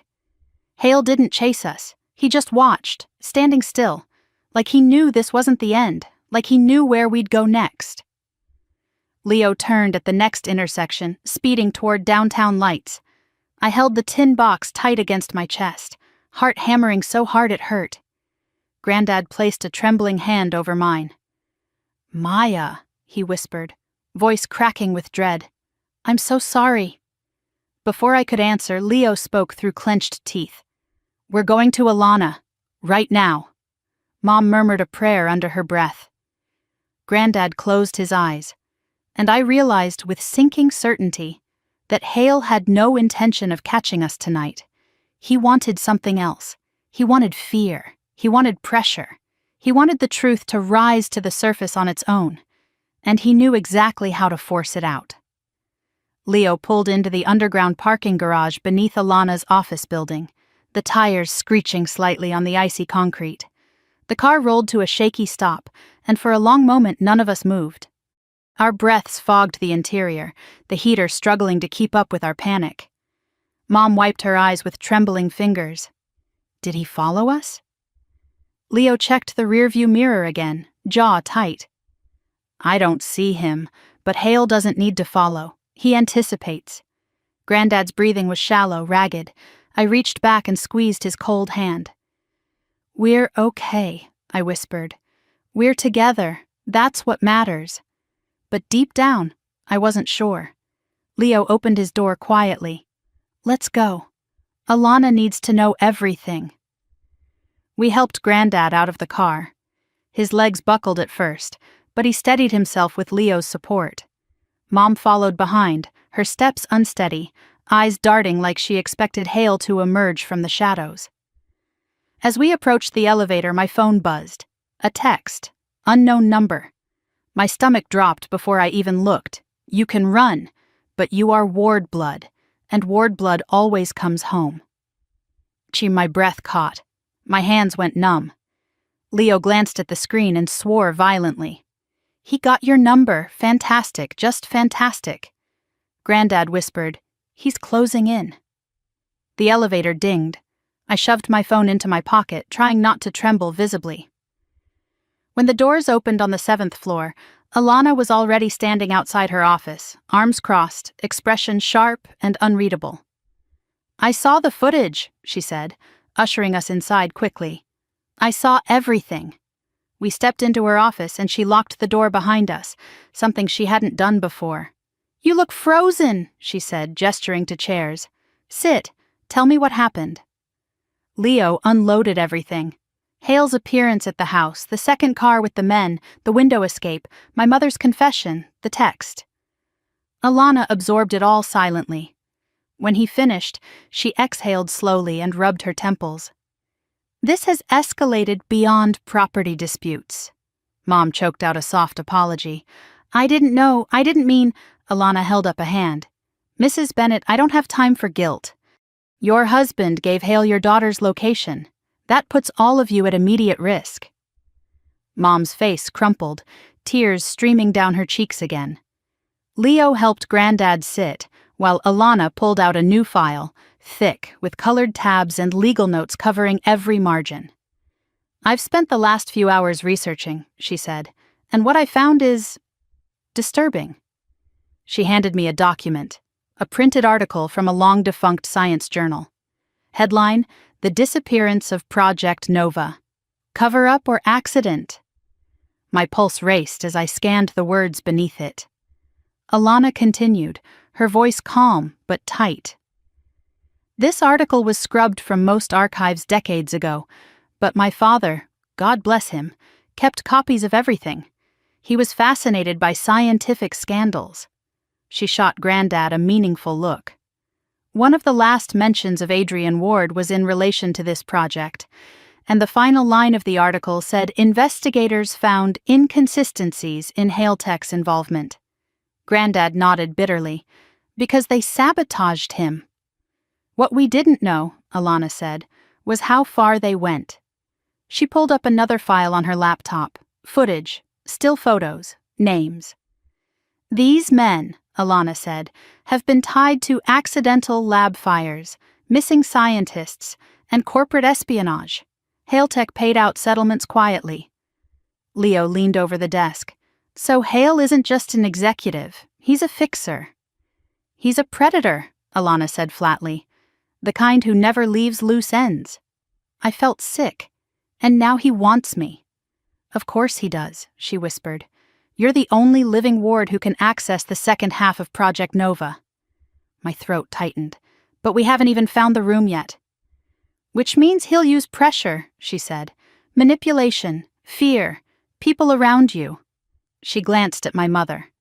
People he assumes you'll protect. Mom sobbed quietly into her hands. Alana added, and Hale knows your sister. That gives him leverage. Leo swore. Carla will hand Maya over on a platter if he asks. I felt the truth of that like a physical blow. Granddad reached for the tin box. His voice shook. There's something you don't understand. Something Hale never learned. I stared at him. What is it? Granddad touched the folded diagram inside the tin. The reason Project Nova was split in two was not just to prevent misuse. It was because only a Ward could reunite it. We know that, I said. No, he said firmly. You don't know the rest. He turned the diagram over. A second layer of ink, so faded it had been nearly invisible, formed as he held it to the lamp. Letters, curved, delicate, familiar. My pulse quickened. What does it say? Granddad whispered the words like a prayer. The second door opens only to truth freely given, not stolen, not forced. Alana's eyes narrowed. Truth. Leo frowned. What truth? Granddad looked at me. Yours. My breath hitched. Mine? He nodded slowly. Project Nova's key is not technology. It's a safeguard, one my father added when he realized Hale was coming for him. The lock responds to emotional resonance, honesty, identity, the genuine heart of the bloodline. I stared at him in stunned silence. You, he said softly, must claim who you are, not who they wanted you to be. My chest tightened painfully. Mom shook her head. That makes no sense. It makes perfect sense, Alana said sharply. Your father was trying to protect the future, and Maya is the future. Before I could answer, the office lights flickered. Once, twice. Leo snapped his head up. Power outage? Alana stood immediately. No, this building has a redundant backup system. Lights don't just flicker. Granddad gripped the arm of his chair. He's here. No, Leo said, moving quickly to the door. He can't get up here without bypassing security. Alana's phone buzzed. She glanced at the screen, and her face drained of color. He already did. The text was a single line. You really should replace your night guard. He doesn't do well under pressure. My stomach dropped. Mom let out a strangled scream. Alana grabbed her coat. We're leaving, now. Leo rushed to the blinds and peeked out the window. He inhaled sharply. What? I whispered. He closed the blinds again, his face grim. Black SUV downstairs, running, and someone is leaning against it. Who? I whispered. Your father. My breath stopped. Dad? He looks shaken, Leo said, like he regrets everything. But he's waiting. For me? I whispered. For all of you, Alana said tightly.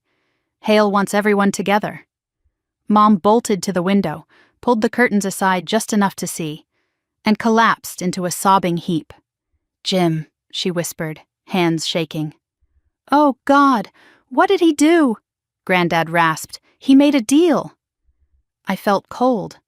"What kind of deal?" Alana answered, voice like steel. "The kind men make when they're cornered. He's offering himself as leverage, or a distraction, or bait." "That doesn't make sense," I whispered. "No," she said. "But men like your father don't think clearly under pressure. Hale promised him something. Money, protection, a second chance. Who knows, but if Jim Bennett is standing guard for Hale, then the situation is worse than I anticipated." Leo turned to me. "We aren't walking to that car." "No," Alana said. "We're going out the back. We can't outrun him forever," I whispered. "You don't have to," Alana said. "You just have to get to a judge before he gets to you." My breath trembled. "Why?" "Because," she said, opening a drawer and pulling out a sealed envelope, "I have what we need." She handed it to me. "This is the petition for a temporary emergency injunction protecting you and your grandfather. If we file this tonight, Hale's actions become criminal, not civil, criminal." Leo blinked. "Can that stop him?" "No," Alana said. "But it gives us the legal right to bring federal eyes into this." "Federal?" Mom whispered. "Yes," Alana said. "Because once Nova is mentioned in a legal filing, it becomes a national concern, and Hale Tech cannot operate in the shadows anymore." Granddad stared at her with awe. "You're risking everything." "I'm doing my job," she said simply. The lights flickered again, hard this time, plunging the room into near darkness before they flared back to life. We all froze. Then footsteps echoed in the hallway. Slow, deliberate, approaching. Mom covered her mouth, trembling. "It's him!" Alana grabbed our coats. "Back exit, now, go!" Leo grabbed Granddad. I grabbed the tin box, and as we moved toward the emergency door, I heard Hale's voice from the hallway, calm and cold and terrifyingly close. "Maya, I'm done knocking." The doorknob rattled, the metal bent, and then the door began to open. Leo yanked the emergency exit door open just as the main office door behind us groaned under the weight of Hale's strength. The sound was unnatural, metal bending, straining, surrendering. We spilled into the dimly lit service corridor, the heavy door slamming shut behind us. Alana locked it with trembling fingers, then grabbed the handle of the stairwell door and hissed, "Down, fast!" We hurried down concrete steps that echoed too loudly, each footfall sounding like a beacon for whoever might be following. Granddad clung to the railing with one hand, to Leo's arm with the other, his breath ragged. Mom stumbled more than she walked, sobbing quietly as she descended. I held the tin box to my chest so tightly the metal edges dug into my palms. Above us, the emergency exit rattled. Then, a single metallic bang vibrated through the stairwell. Hale had found the door. Alana's voice was a harsh whisper. "Move!" 2 more flights. 3. When we burst into the underground level, the air stung with cold. We rushed through a side door into a narrow alley behind the building, the kind of alley nobody wanted to walk through, with flickering lights, old dumpsters, and shadows that felt too alive. Leo scanned the open space. "Where's your car, Alana?" "Across the street," she said. "Black sedan. We're heading for the courthouse. They keep judges available for after-hours emergencies." Granddad swayed. I can't keep up a fast pace." "You don't have to," Leo said, sweeping him into his arms before Granddad could protest. "I've got you." We darted toward the mouth of the alley, boots splashing through shallow puddles as the winter air cut through our coats. My lungs burned with cold and fear. A sound echoed behind us. The stairwell door, opening, Alana's breath hitched. "Run!" We sprinted across the alley entrance just as a figure stepped into view at the far end, not close enough to see his face but unmistakable in posture and presence. "Hale!" He started walking forward. Leo cursed and picked up speed. "Go! Go!" We reached the sidewalk. Across the icy street, the courthouse loomed in massive stone, and next to it, Alana's sedan sat under a streetlight, close, So close. But when Leo reached the first parked car along the curb, he slowed. Wait, something's wrong. What? I gasped. His eyes narrowed. That police cruiser, wipers are moving, but the lights are off. Mom blinked. So? So cruise control doesn't work when a car is off, Leo said. Someone's inside. Alana's jaw clenched. Hale called them. I felt something drop inside me. The police. Are with him? Maybe not officially, she said. But he has leverage everywhere. I told you, he doesn't leave loose ends. Granddad whispered, We're trapped. No, Leo growled, not yet. He scanned the street again, calculating. The courthouse had multiple entrances, but the front was where cameras and potential ambushes were. The side entrances were locked after hours, but then he saw it. The loading ramp, he said. Basement entrance, it's open. Alana followed his gaze and nodded. Good, that gets us inside without being seen. We hurried across the street just as the cruiser door opened and a uniformed officer stepped out, adjusting his coat and scanning the area. Leo swore again. Move! We slipped behind a row of parked cars, keeping low. The officer didn't notice us, yet. But Hale was getting closer. The sound of his measured footsteps on pavement was unmistakable. We reached the courthouse ramp just as wind gusted fiercely, blowing snowflakes sideways in sheets. The ramp descended underground to a metal service door left slightly ajar. A single dim bulb cast a weak circle of light. Leo pushed the door open carefully. Go inside. I'll follow. He let Mom and Granddad enter first, then me, then Alana. The moment Leo stepped through, he gently shut the door. Darkness enveloped us, except for the faint glow ahead. A long corridor, pipes overhead, concrete walls. We moved quickly, our footsteps hollow but steady. Alana whispered, If we get to the records room, I can access the emergency filing system. Once the injunction is logged, it becomes part of the federal database. And that helps how? I asked breathlessly. Because Hale Tech can't erase federal records, she said. They can erase people, but not that. We turned a corner and froze. A second police officer stood at the end of the hall. He wasn't surprised to see us. He stepped forward slowly. Ms. Bennett? Ms. Ward? Ward. Hearing my name like that hit me like a slap. He continued, voice too polite. I'm here to escort you. Alana stepped in front of me. Officer, this is a protected client. He held up a hand. Ma'am, please don't make this complicated. Leo moved between us and the officer, fists clenched. We're not going anywhere with you. The officer's eyes flicked to Leo. Something cold passed through his expression. Son, I'm not here to arrest anyone. I was instructed to bring Ms. Bennett to a safe car. Mom stepped forward, almost hopeful. A safe car? Granddad croaked. Don't trust him. The officer continued slowly, as if reading from a script. Your father is very worried. He asked us to bring you all to him. My stomach twisted. Dad? The officer nodded. Yes. He said things have gotten out of hand. He wants to talk, settle things before lawyers get involved. Alana laughed. Short, dry, furious. Nice try. The officer's jaw tightened. Ma'am, he's your father. He wants a peaceful resolution. I stepped backward, shaking my head. My father doesn't call the police. He hides behind them. Ms. Bennett, the officer said softly, if you resist, this becomes a legal matter. No, Alana said sharply. It becomes entrapment. The officer's hand moved toward his belt. Not his gun, but his radio. Leo stiffened. Don't. The officer hesitated, then lowered his hand. And that's when we heard it. Footsteps behind us. Footsteps in front of us. We were boxed in from both ends. Hale was no longer alone.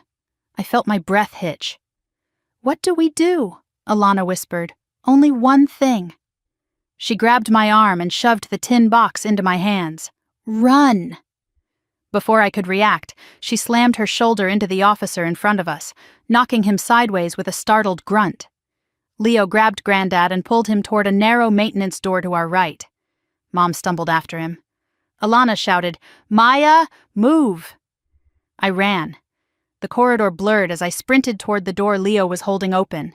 Behind me, the officer yelled, "Stop! Stop right there!" I didn't stop. Leo yanked me through the doorway and slammed the door shut. "This way." We raced down a steep concrete staircase that seemed to go deeper underground than anything above had suggested. Mom panted desperately. "Where does this lead?" "The old archives," Alana said, breathless as she ran beside me. "They were sealed off years ago. Hale won't know the layout." We reached the bottom of the stairs and burst into a cavernous room lined with old shelves, dusty file boxes, broken furniture. It smelled of mold and history. Leo shoved a metal cabinet against the door. "That'll hold them for a few minutes." Mom collapsed against a pillar, sobbing. Granddad sank onto a crate, clutching his chest. I need a moment." I knelt beside him. "Breathe. Just breathe." Leo looked at the tin box still clutched in my shaking hands. "Whatever he wants, it's in there, or connected to it." Alana paced, thinking fast. "He's not after the box. He's after her." Mom sobbed harder. My baby, my baby." Granddad lifted his eyes to mine. "Child, we have to talk, now." I swallowed. "Granddad?" He reached into his coat, pulled out a folded map, one we hadn't seen before. "This," he whispered, "is the real secret. The location of the second door. I didn't show it earlier because I was afraid." My heartbeat roared in my ears. "Where?" He pointed to a hand-drawn symbol. "The old pecan tree." I shook my head. "You already said that." "No," he said urgently. "Not under it." Then the floor vibrated, footsteps overhead, dozens of them. Granddad whispered, "The door is in the tree." Before I could ask what that meant, the overhead door shuddered violently. Hale's voice echoed through the metal. "Maya, stop running." Leo grabbed a rusted pipe like a weapon. Alana pulled out her phone, dialing emergency numbers again and again. Mom covered her ears. Granddad pressed the map into my hands. "If anything happens to me, if anything happens tonight, you must go to the tree." The metal door screeched as someone pried it open. "Maya," Hale called, calm as death. "Open the door." I stood frozen, then something inside me cracked. Not fear, but resolve. "No," I whispered. Leo stepped beside me. "We're not giving him anything." Alana positioned herself like a shield. Mom sobbed. Granddad whispered a prayer. The door above tore open with a scream of metal, and Hale stepped inside the dark room, no longer knocking, no longer coaxing, but hunting. Hale stepped into the dark archive room as if he owned it, the weak overhead bulbs casting his tall frame into long, predatory shadows. His coat brushed against the scattered shelves, his shoes silent on the concrete floor. He wasn't out of breath. He wasn't rattled. He looked like a man arriving precisely on schedule. Mom whimpered and sank behind a wooden crate. Leo lifted the rusted pipe higher, muscles tight, ready to swing if he had to. Alana positioned herself beside him, blocking Hale's line of sight to me and Granddad. But Hale didn't look at any of them. He looked only at me. "Maya," he said softly, "why do you keep running? You know you'll end up right where you started." Leo spat. "Stay back." Hale didn't even spare him a glance. "If I wanted to stop him," he murmured, "he wouldn't be standing." Granddad clutched my arm. "Don't speak to him. Don't answer anything." I held the tin box against my chest, pulse hammering so hard I swore Hale could hear it. Hale stepped forward. "Put that down, Maya. It's not important anymore." Alana narrowed her eyes. "Then why chase us?" He smiled, cold, sharp, "Because Maya has something far more valuable." Leo shifted. "She has nothing for you." "Nothing?" Hale repeated, amused. "She has the bloodline. She has the key. She is the key." Granddad surged forward with surprising strength. "You know nothing about her." Hale tilted his head, I know her better than you think, Elias. Better than even her parents. Better than her sister. You see, Carla told me everything once I persuaded her to trust me. Mom gasped. You manipulated Carla? She's just a girl. Hale laughed, a low, icy sound. She's a woman who believes she deserves the world. Easy to control. And your husband? He shrugged. He was even easier. Mom covered her mouth, shaking. Hale's gaze returned to me. Your family is so predictable, Maya, but you still surprise me. His eyes flickered with something colder. You remind me of Adrian. Granddad stiffened. Don't say his name. He was stubborn, too. Hale's voice dropped to a whisper. Brilliant, but stubborn. Leo stepped forward. Leave, now. Hale sighed. I don't want to hurt any of you, truly. I want cooperation. I'm offering protection, stability, wealth. Alana barked a humorless laugh. You're offering coercion, extortion, and kidnapping. He gave her a flat look. Lawyers always dramatize. Footsteps thudded down the hallway behind him. 2 men appeared in the stairwell, dressed in security uniforms that were absolutely not from this building. Hale Tech's private operatives. They blocked the only exit. Mom clutched her chest. Oh, God. Hale spread his hands.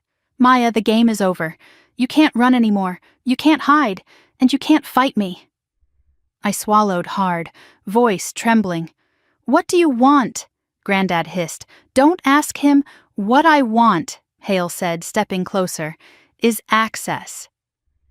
I backed up instinctively, the tin box pressing hard against my ribs. To what? Alana demanded. Hale laughed softly. Don't pretend you don't know. Granddad whispered fiercely. He wants the second door, child. He wants the tree. Hale's eyes gleamed. Ah, so you told her. My heart sank. You knew? Of course, he said. Adrian Ward was many things, but subtle he was not. A tree? A map written with ink that only appears when heated? It wasn't difficult to unravel. Granddad's face went chalk white. That's impossible. He never revealed the second location. He didn't need to, Hale said. Men like him always leave breadcrumbs, and men like me always find them. Leo stepped closer to me, blocking Hale's path. You'll walk over my dead body before you get her. Hale gave him a pitying look. Don't tempt me. The 2 men behind him stepped further into the room. I felt my knees buckle. Alana whispered urgently, Maya, look at me. I forced my gaze away from Hale. Maya, she said softly, you're smarter than he is. Don't play into his narrative. He wants you scared. He wants you frozen. Don't let him decide the next move. But I couldn't breathe. The air felt too thick, too cold, too full of Hale's presence. He stepped closer. Give me the map. Give me the location. And I will let your family go. Don't trust him, Leo growled. Hale shrugged. I always keep my word. Granddad barked a harsh laugh. Your word killed my father. A flicker crossed Hale's face, the first crack in his composure. Your father destroyed himself. I merely guided the outcome. Something inside me snapped. Stop, I said, voice shaking but loud enough to echo against the concrete pillars. Don't you dare speak about him like that. Hale raised an eyebrow. You barely knew him. I know enough, I said, stepping forward despite Leo's arm trying to hold me back. I know he believed in something bigger than you, bigger than Hale Tech, bigger than greed. Hale's eyes narrowed. And what did that belief get him? Oblivion. His name erased, his work stolen, his legacy buried. He kept it from you, I whispered. That's his legacy. The words hung between us. Hale's jaw clenched. Bring me the map, Maya. No, I said. Alana stared at me with a mix of fear and respect. Hale exhaled slowly, almost sadly. I didn't want it to go this way. He lifted a hand. His men stepped forward. Leo raised the pipe. Alana reached for another heavy object on the floor. My heart raced so violently I thought it would burst. I clutched the tin box, and then something strange happened.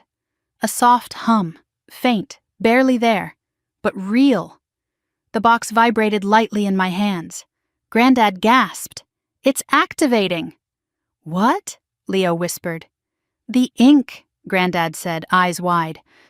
"The bloodlock reacts to stress, to fear, to lineage. Maya, it's responding to you." Hale's eyes widened in shock. No, that's not possible." Glowing lines began to appear faintly on the map inside the box, soft, golden, pulsing like a heartbeat. A symbol appeared near the tree's drawing. A symbol I had never seen before. A circle, a door, a warning, and a phrase in my great-grandfather's handwriting: "When the blood awakens, the path unlocks." Hale stepped forward, desperate now. "Give me that map." "No," I whispered.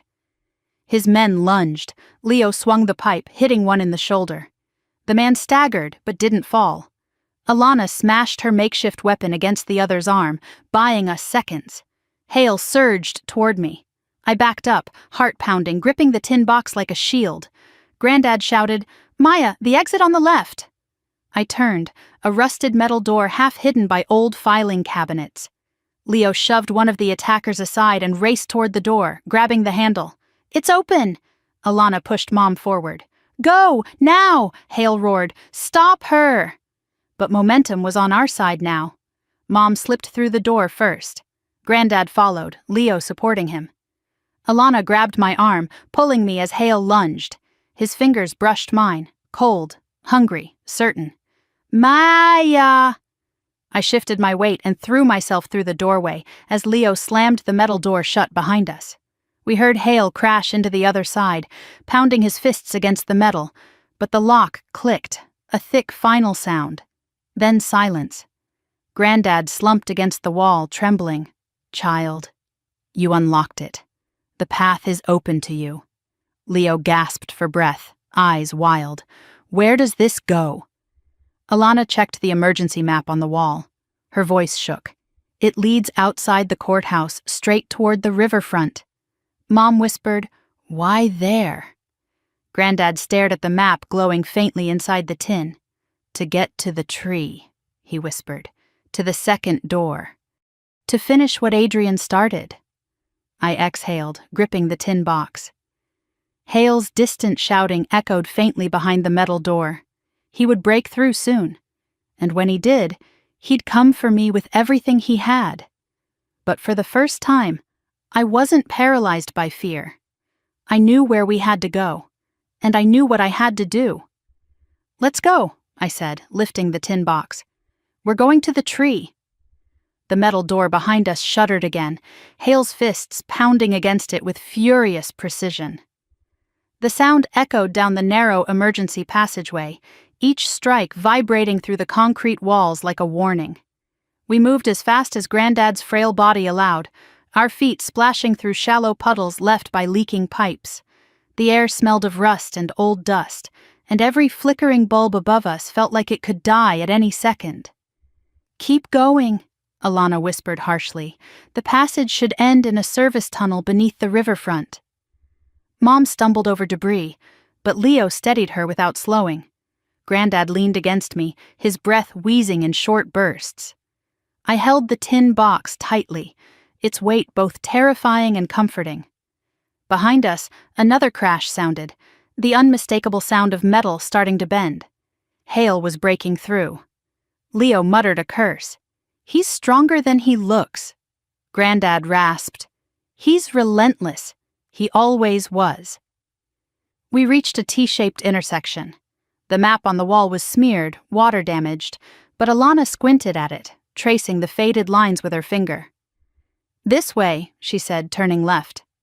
We followed her into a wider corridor lined with old maintenance panels, many of them broken or sparking faintly. The hum of electricity vibrated through the floor. Granddad stumbled, and I caught him. "Almost there," I whispered. He nodded weakly. "Child, remember what Adrian wrote. The path unlocks with truth. When the moment comes, don't be afraid." I swallowed hard. "I won't be." A lie, maybe, but one I needed to say. We emerged into a cavernous concrete room that smelled of river water and machine oil.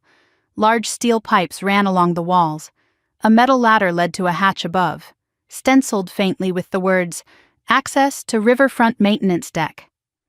"That's our exit," Alana said. "Let's get you up." Leo climbed first and pushed open the hatch. Cold air rushed down as he hauled himself out. He reached back for Granddad, but Mom cried out softly when footsteps echoed behind us. Closer this time, echoing through the tunnel. Hale had broken through. Alana gestured frantically. "Get him up!" Leo gripped Granddad under the arms and lifted. I scrambled up behind them, gripping the rungs with shaking hands. Mom followed, sobbing quietly as she climbed. Alana came last, and just as she reached the hatch, a shadow appeared in the tunnel below. Hale. His voice drifted upward, soft and chilling. "Maya, don't make me chase you anymore." Alana slammed the hatch shut, and Leo dropped the locking bar across it. The cold air bit into my skin, but the relief of fresh wind nearly brought me to tears. We stood on a narrow metal walkway overlooking the river, dark water churning beneath the moonlit sky. Snowflakes drifted sideways in the wind, stinging our faces. Mom hugged herself, teeth chattering. "Where do we go now?" Alana pointed toward a narrow service road leading up toward the public park. "That way. The tree is on the far side of the property line. If the second door is really there, we need to reach it before Hale does." Leo adjusted Granddad's coat. "Let's move." We hurried along the walkway, our shadows stretching long against the concrete wall. The river roared beneath us, black and endless. When we reached the service road, my breath caught. The park was eerily silent. The old pecan tree stood at the crest of the hill, its twisted branches reaching into the night sky like skeletal fingers. Snow clung to its bark, and the ground beneath it was undisturbed. Perfect. Untouched, waiting. Granddad exhaled shakily. "We made it." But before the relief could settle, lights flickered at the far end of the park. 2 dark cars, silent. Then a third set of headlights appeared. "No," Leo whispered. "He found us. How?" Granddad closed his eyes. "He always finds what he wants." The cars spread out, blocking each possible escape path. Men stepped out, 3, 4, 6, all wearing black coats, all moving with eerie uniformity. And then Hale stepped into the glow of the headlights, coat whipping in the wind. "Maya," he called, voice amplified by the open field. "I must admit, you're resourceful, but this ends tonight." Mom let out a strangled cry. "Please, just leave her alone. She's done nothing to you." Hale didn't even look at her. His eyes were fixed entirely on me. Leo stepped in front of me, pipe in hand. "You're not getting her." Hale smiled slightly. "Do you really believe you can stop me? Or are you pretending because she's watching?" Something inside me snapped at the calm arrogance. I stepped forward. "Hale," I said, voice shaking but loud, "you don't want me. You want power, and you think I can give it to you, but you don't understand anything about what my great-grandfather created." He tilted his head. "Then enlighten me." Granddad clutched my coat. "Child." "The warning." I looked at him. "I know." Then I turned back to Hale. "You think Project Nova is an energy source, a limitless one, clean, efficient, revolutionary, but that isn't the whole truth." He frowned slightly. I lifted the tin box. Nova wasn't designed to be used. It was designed to be judged. Hale's eyes narrowed. "You're lying." I shook my head.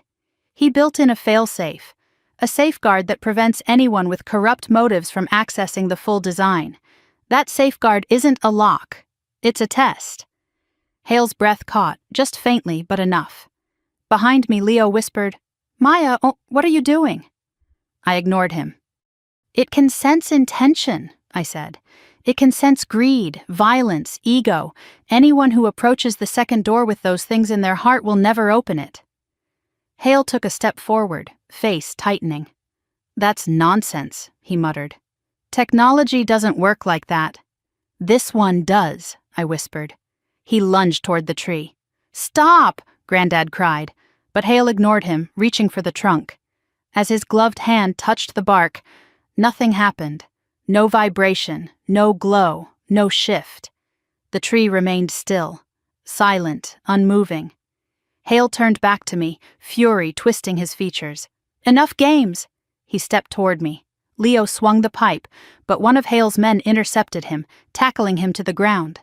Mom screamed. Alana reached for her phone, but another operative snatched it away and grabbed her arms. I stood alone.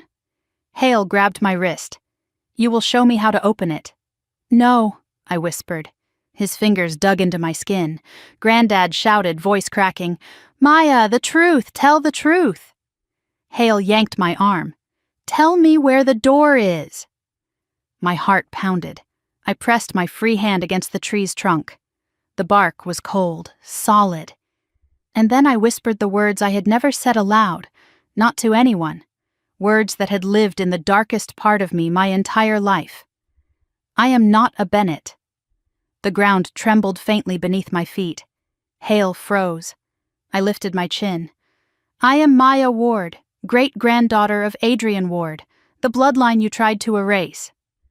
The vibration grew stronger. The bark beneath my palm warmed. Hale stepped back in shock, eyes widening. "No." "You hunted the wrong family," I whispered. "You underestimated the wrong person." A golden line traced itself along the tree's bark, forming a perfect circle where no opening had existed moments before. A door, a real door. Hale stumbled forward. "Open it!" He reached for me again, but the tree pulsed with light, and a shockwave rippled outward, knocking him backward onto the snow. His men staggered. Mom fell to her knees. Leo grabbed my arm, pulling me away from the expanding glow. The door in the tree slid open with a soft, ancient whisper. Inside was a chamber carved into the earth, lined with shelves of old notebooks, blueprints, reels of film, and a single metal pedestal. Granddad let out a sob. "Adrian, you magnificent fool!" Hale cried out, scrambling to his feet. "No!" He lunged for us. I stepped into the chamber. The glow flared, bright, brilliant, blinding, and then constricted violently. The door slammed shut in Hale's face. Darkness swallowed us. For a moment, all I heard was Granddad's breath and Leo's heartbeat pounding beside me. Then a soft light bloomed from within the pedestal. A final note. In my great-grandfather's handwriting, "Truth chose you. Protect what matters. Destroy what does not." I closed my eyes. Outside, we heard Hale screaming. Wild, furious, desperate, but the tree did not open for him. It never would. We waited in the safety of the chamber until dawn broke, and Alana confirmed Hale and his men had fled, scattered like rats when the police sirens, real ones, started blaring across the park. Hours later, wrapped in blankets and surrounded by officers who'd finally been forced to listen, I held the note to my chest. My story was no longer about fear, or shame, or survival. It was about truth. Truth chosen, truth claimed, truth finally spoken. And when I looked at Leo, at Granddad, at Mom, now quiet, remorseful, broken open by everything, we were not victims anymore. We were free, and the world outside was finally ready to hear what the Ward family had protected for generations. Thank you, dear listeners, for staying with me through this long, winding journey. If this story moved you, frightened you, or made you think about the power of family, truth, and courage, I'd love to hear your thoughts. Leave a comment below and tell me where you're listening from. If you enjoyed the story, please like the video, subscribe to the channel, and stay with us for many more powerful, emotional life stories. Your support means the world. Until next time, stay safe, stay kind, and protect the truth that lives in your heart.